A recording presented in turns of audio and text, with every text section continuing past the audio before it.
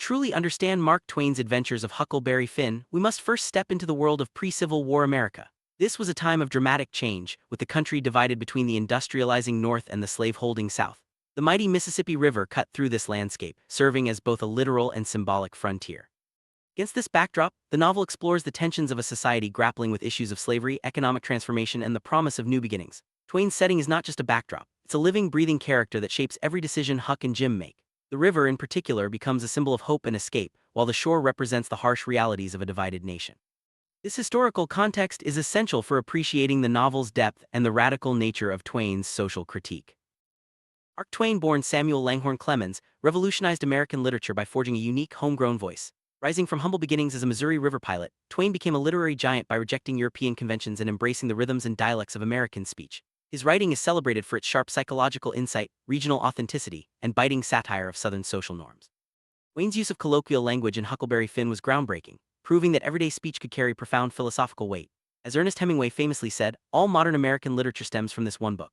Twain's narrative innovation, especially his choice of Huck as a naive yet insightful narrator, allows readers to see the world through unfiltered eyes, exposing the hypocrisy and contradictions of society with both humor and gravity. At the heart of Huckleberry Finn lies the powerful contrast between the river and the shore.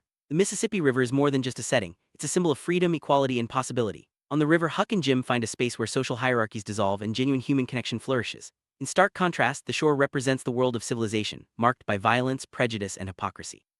Here the law upholds slavery, and traditions like senseless blood feuds are celebrated. Twain uses this spatial conflict to critique the moral failures of society, highlighting how true humanity often exists outside the boundaries of so-called civilization. The river's neutrality allows Huck and Jim to forge a bond based on mutual respect, challenging the racist norms of their time and inviting readers to question the values of their own society.